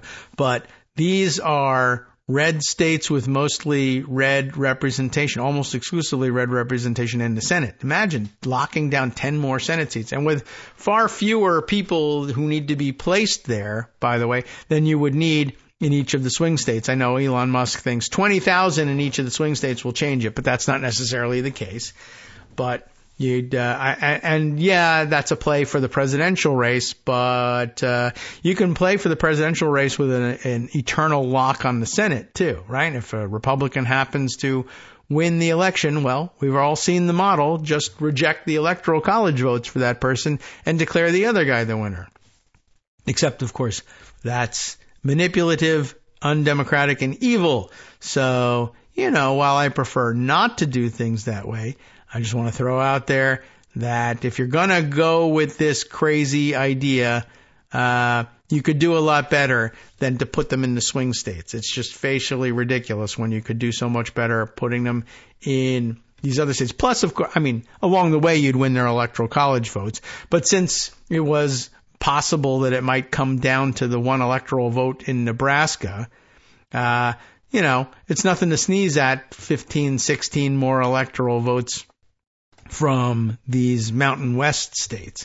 Anywho, all right, time for us to wrap things up for the day today. We got the full week ahead of us, plus time to give some consideration to how we handle Thursday. And maybe some of these look backs at these more esoteric topics would be a way to fill a program for a Thursday.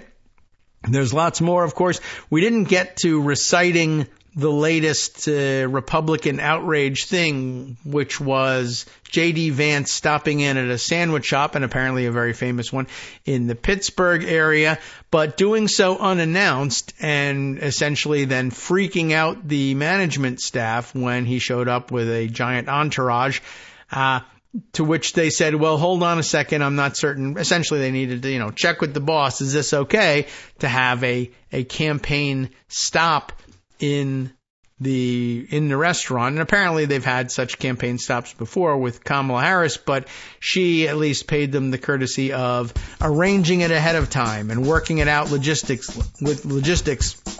and making sure that they were prepared for it.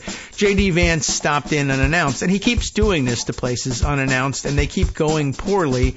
This time, though, the rumor began to circulate that he had been denied entry, and he eventually did gain entry into it, but he held his campaign event out in the parking lot anyway, regardless. But that led to a new round of calls for boycotts, bomb threats being phoned into the various shops in this chain, people leaving fake negative reviews online and trying to wreck the business. Why is J.D. Vance trying to kill so many good Pennsylvania jobs with this campaign? I'm not really sure. You'd have to ask him, I guess. But I'm beginning to wonder, because this keeps happening to him with his advanced staff, and people are saying, aren't you doing any of your advanced work? I'm beginning to wonder whether this is just him intentionally provoking these confrontations, because that's what keeps him in the news. J.D. Vance goes to a donut shop. Boring. Who cares about that? Oh, we have a... Boring! Exactly. Thank you, Homer. But J.D. Vance gets into a fight and gets his ass thrown out, and it's discrimination, and we're going to call for a new boycott, just like we're all still boycotting Keurigs in the NFL and Bud Light, right? Oh, no, you forgot about those things? All right, well, anyway, I'll tell you how you won't forget about them. Let Justice Putnam tell you the story. You'll never forget it then. From That's happening next. Radio.com. You have been listening to Kagro in the Morning with David Waldman. Let's see. It says here that he thinks that Trump is terrified of the massive evidence drop right before the election, and then he'll be touring the country and the world, giving you the latest on his take on the latest news, some of which we have not had a chance to get to. It's a great supplement. Do stay around. Stay tuned for the West Coast Cookbook and Speakeasy next.